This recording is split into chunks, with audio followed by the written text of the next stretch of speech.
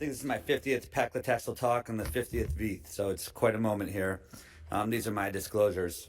So we finally got this updated letter. I don't think any of us were anticipating, or most of us when it did arrive, but July 11th, the controversy ended. And I'll just support why this letter came out and why the FDA felt comfortable moving forward with the safety of paclitaxel.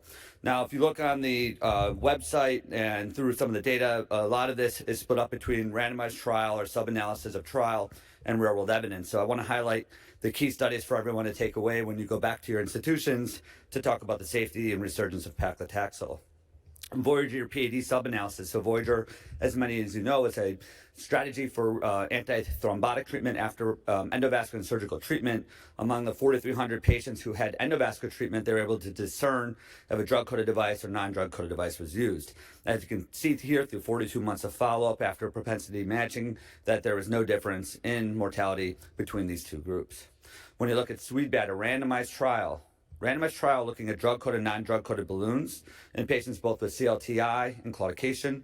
We saw nicely these are two combined trials, parallel trials, demonstrating no evidence of harm associated with paclitaxel, paclitaxel here in red, uncoated devices in blue. Updated IPD meta-analysis. We have Dr. Parikh up here who helped lead this with Dr. Gray and Schneider. This is really important. I want to highlight the bottom here. Additional 3,355 patient years, 163 new deaths, with really ascertaining more follow-up, including more studies with longer-term follow-up that weren't included in the meta-analysis, and this is at the patient level. And at the patient level, we can see again here that cumulatively there was no evidence of harm associated with these devices. We could talk about 1.14 being above 1. It's not about that. It's about the confidence interval. We can say just as likely there is no harm as there is harm, which means that this is a null sign. And if you break this up with many different approaches from the purist, the intention to treat, where do you start at the point of randomization, to the crossover and what do you actually get treated with in follow-up and recurrent treatments, we can see here again, every time we looked at the data, no evidence of harm, and this attenuated closer and closer to 1 with a wide confidence interval, suggesting again, there's really no substantial evidence of harm associated with paclitaxel-coated devices. So we know real-world evidence played an important role throughout this. So I just want to highlight a few of the studies that were referenced by the FDA on the left here. I want to acknowledge that there were a number of other studies that were important in this conversation. We were privileged to participate in the SafePad study, which is a Medicare study, 170,000 patients. Everybody talks about, well, it's not randomized. But again, you have to think about what treatment selection bias is. In the US, it wasn't whether you were sicker or less sick that you were getting one device or another. It was whether you believed in paclitaxel or not. And so I think the treatment selection bias in this case was minimal, and even after adjustment, we saw very nicely similar risks of mortality over the long term. I want to highlight that we had more than 50,000 patients with more than 5 years of follow-up. I also want to highlight the mortality rate here, 70%.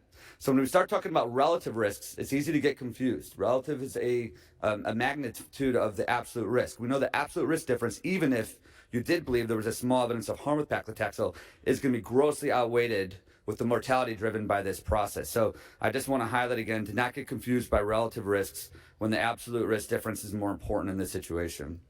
The Veteran Health Administrating Database, as referenced by the FDA, was another important data set. What was unique here was the ability to discern the cause of death among patients who were treated with paclitaxel and non-paclitaxel-coated devices. As you can see on the right here, this is broken up by different organ systems from cardiovascular disease down to GI effects. And there was really no difference in cause of mortality between those who did die, and no difference in survival among those treated with paclitaxel on the left in red and non-paclitaxel in black.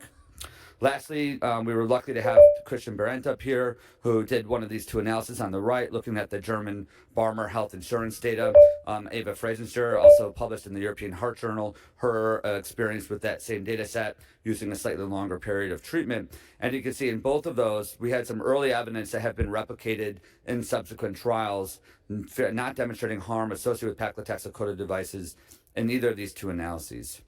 So as we step back, I think the conversation here has ended in terms of paclitaxel causing harm. I think it's time for us to invest in the next generation of devices, get back to usual business. You can see on the left here, these are all the same data that were being reanalyzed, introduction of new data. But when we get down to a patient-level meta-analysis with long-term follow-up and ascertainment, I think that it's clear there was no evidence of harm associated with paclitaxel. And again, we were unable to replicate that signal in any other data set separate from those trial data.